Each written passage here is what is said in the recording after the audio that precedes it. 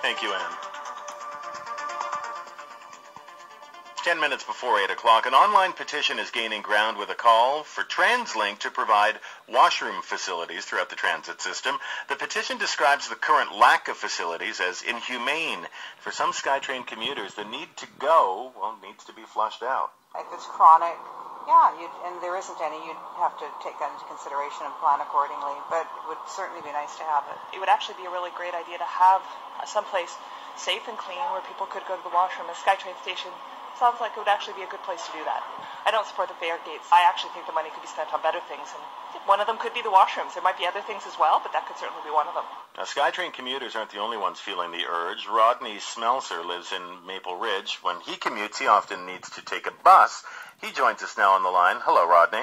Good morning, Stephen. How are you? I'm fine, thank you. Now, why did you sign this petition?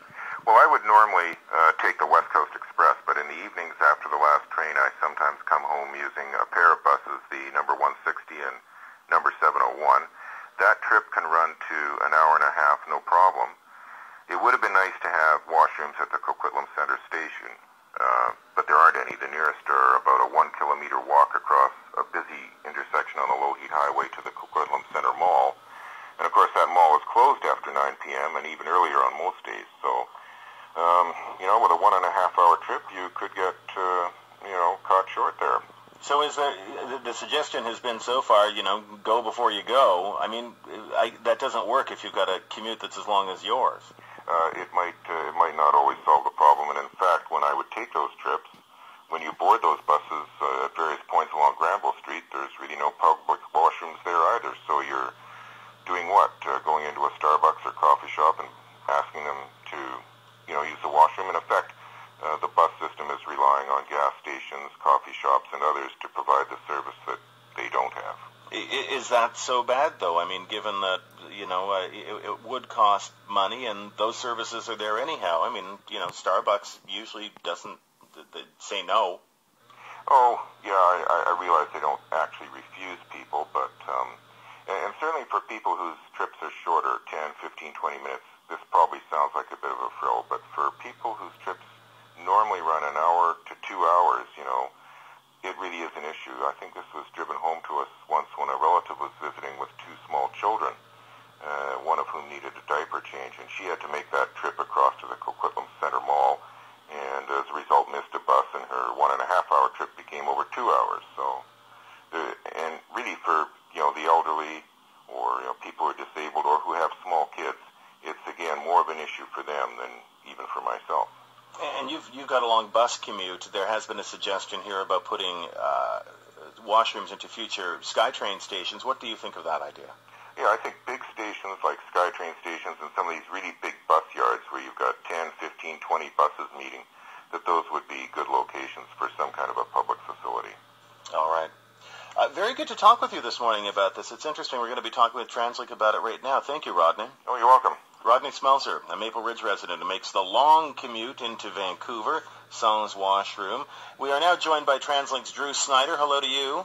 Hello, Stephen. Now, what about this idea of putting public washrooms into some of the bigger, busier transit hubs? What's the matter with that?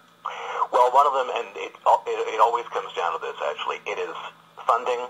It's a question of paying for one thing, putting them in, for another thing, security, maintenance, and keeping them clean.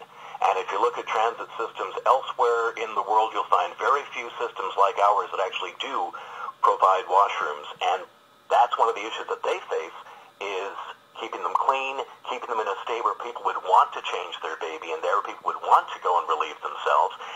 So it does come down to the budget, and it comes back also to the fact that, we've got funding issues when it comes to simply providing that service. I mean, if you've got a 1.5 or 2 hour commute, funding is probably better put towards increasing the frequency of the buses. You don't have that 1.5 to 2 hour commute or that half-hour wait between buses. We do have an aging population, though, and this does become more important as people tend to get older. Is this not a question of accessibility? Well, we do work with the accessibility community, and that's a case where it's not come up as one of the number one priority issues in that regard also. I think what we have to look at is the broader issue of, number one, what is the transit system supposed to do? Your last caller spoke about services the TransLink doesn't provide, but is that a service? When you're dealing with a transportation network, is that something that's expected? And once again, if you look at other systems around the world, and people love to compare us with other systems around the world, you'll see they don't provide them either for the most part. Now, the other thing is the broader issue is providing publicly available restrooms for people who aren't necessarily commuters. You know, if you look at SkyTrain stations, basically our property is beyond the fare paid zone. So that means people would have to have their ticket in order to use it. Now you've got very expensive page-ons. So the other thing is you have to look at how do you provide publicly available restrooms that aren't necessarily the responsibility of other businesses either. I know for a fact that the city of Vancouver is actively looking at ways of providing public restrooms, such as the automated public toilets that you see in some areas there. A lot of bugs to work out of that systems. They're looking at other ways of partnering with businesses and with nonprofits to do that. So that, I think, is what we need to look for. It's also a very good argument for increasing the retail and commercial components of the SkyTrain stations.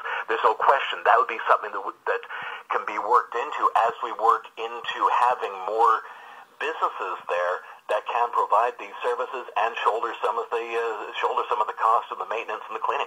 So is that a consideration then when you when you negotiate those leases with those businesses? Why not just make one of them provide a washroom? Well, that's something that we do look at as we go through increasing that retail component. Drew, very good to speak with you this morning. Thanks for the time. All right, thanks, Stephen. I appreciate it. You take care. Bye-bye. Drew Snyder from TransLink. Love to hear your thoughts on